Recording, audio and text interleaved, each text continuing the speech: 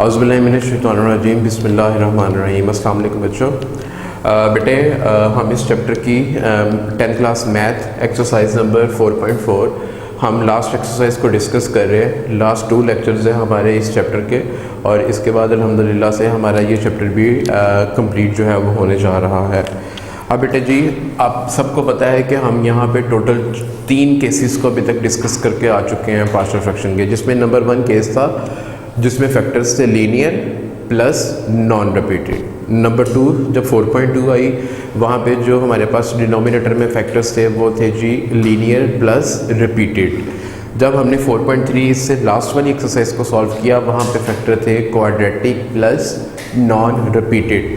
अब जो यहाँ पे फैक्टर आ गए हैं बेटे, ये देखें एक्स स्क्वायर शो कर रही है बेटे किसको, क्वाड्रेटिक को, और बेटे जी ये स्क्वायर शो कर रहा है किसको, रिपीटेड को। तो बेटे ये हमारे पास जो है ये लास्ट केस था हमारे पास किसका बेटे जी, पार्शियल फ्रैक्शन का। ना बेटे जी इसको कैसे सॉल्व करेंगे, नीचे देखिए x की पावर 4 है, x का स्क्वायर खोलेंगे तो 4 और ऊपर x की पावर 3 है। इसका मतलब सबसे पहले तो ये कि ये प्रॉपर फॉर्म में है। तो बेटे अगर मैं इसकी पार्शियल फ्रैक्शन करूँगा तो x cube divided by x square plus 4 का whole square which is equal to ax plus b divided by, इसको लेट करने का तरीका वही है जब हमारे पास वैल्यूज़ में रिपीटेड वैल्यूज़ आई थी कि एक दफ़ा स्क्वायर के बगैर और एक दफ़ा स्क्वायर के साथ। तो एक्स स्क्वायर प्लस 4 और बेटे जी C x plus D divided by x square plus 4 का होल स्क्वायर। अब बेटे अगर आप गौर करें तो टोटल हमारे पास एक्स की पावर क्या थी 4, तो कितने कोफिशिएंट लेट करने थे हमने 4। तो ये देखिए हमने 4 कोफिशिएंट लेट कर दिए ए बी सी और डी। ठीक है बेटे। अब बेटे ये क्या आ जाएगा, x cube over x square plus 4 का whole square which is equal to, बेटे जो एलसीएम इधर होता है वही एलसीएम इधर आता है।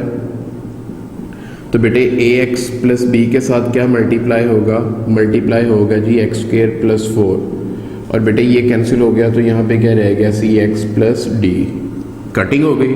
बेटे बाकी क्या बचा, तो ये बचा बेटे जी बाकी A x plus B into x square plus 4 plus C x plus D. बेटे this is called equation number 2।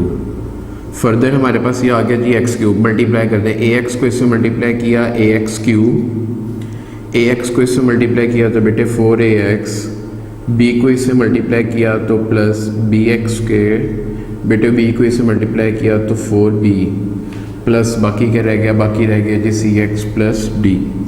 तो बेटे जी एक्स क्यूब इक्वल टू, बेटे क्यूब की वैल्यू एक ही है तो इसको लिखें वो आ गया जी एक्स क्यूब, स्क्वायर की वैल्यू एक ही है उसको लिखें तो ये आ गया बी एक्स स्क्वायर। एक्स वाली वैल्यूज दो हैं तो ये सॉरी इनमें से एक्स कॉमन ले लिया तो बाकी क्या रह गया 4a प्लस सी, और बेटे constant value 4b plus D. तो बेटे ये हमारे पास आ गई इक्वेशन नंबर 3। अब बेटे अगर आप गौर करें तो यहाँ पे हमारे पास कोई भी वैल्यू ऐसी नहीं है जिसको हमने 0 से पुट करके वैल्यू निकालनी हो। हमने डायरेक्ट क्या करनी है, इसके कोफिशिएंट्स को कंपेयर करना है। तो सबसे बड़ी वैल्यू क्या है, एक्स क्यूब, तो मैं यहाँ पे लिखूँगा comparing coefficient of x cube. बेटे इस साइड पे एक्स क्यूब की वैल्यू क्या है a, और उस साइड पे सिर्फ एक्स क्यूब है, उसके साथ क्या है बेटे यहाँ पे 1, तो बेटे a की वैल्यू क्या आ गई है हमारे पास 1। ठीक हो गया। अब एक्स क्यूब के बाद क्या है एक्स स्क्वायर, मैं एक्स स्क्वायर के कोफिशिएंट्स को लेट करूँगा तो मैं यहाँ पे लिखूँगा जी comparing coefficient of x square. बेटे इस साइड पे एक्स स्क्वायर की वैल्यू क्या है b, और उस साइड पे जो एक्स स्क्वायर है उसकी वैल्यू क्या है बेटे, वो है ही नहीं है, तो वो किसके इक्वल है बेटे जी 0 के। नाउ बेटे जी कंपेयरिंग कोफिशिएंट ऑफ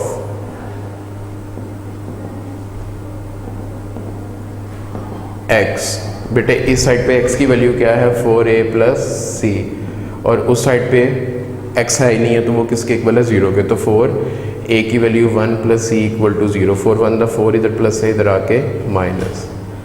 नाउ बेटे हमारे पास क्या आ गया, कंपेयरिंग कांस्टेंट टर्म्स, x के बाद क्या आता है जी कांस्टेंट टर्म्स। बेटे इधर कांस्टेंट टर्म क्या है जी 4b plus D which is equal to, बेटे कांस्टेंट टर्म 0 है, 4b की वैल्यू भी क्या है 0, तो बेटे 4 को 0 से मल्टीप्लाई करेंगे तो 0, तो बेटे यहाँ से d की वैल्यू भी हमारे पास क्या आ गई है जी 0।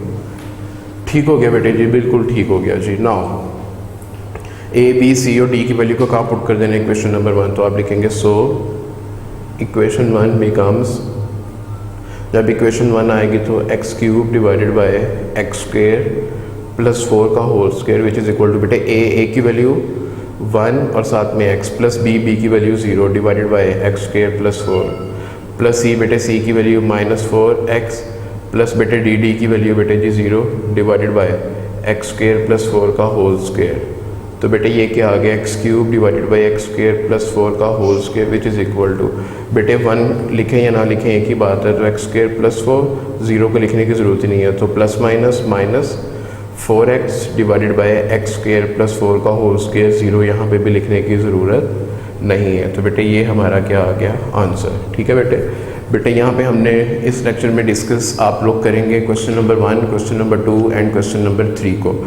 जो एक्सरसाइज नंबर 4.4 का जो कि लास्ट लेक्चर है हमारा, उसमें हम डिस्कस करेंगे क्वेश्चन नंबर 4 को, क्वेश्चन नंबर 5 को एंड क्वेश्चन नंबर 6 को, और साथ में हम कोशिश करेंगे कि इस चैप्टर की रिव्यू को डिस्कस करके इस चैप्टर को कम्प्लीटली ख़त्म कर दें। बहुत शुक्रिया बेटे, अपना ख्याल रखिएगा। अल्लाह हाफिज़।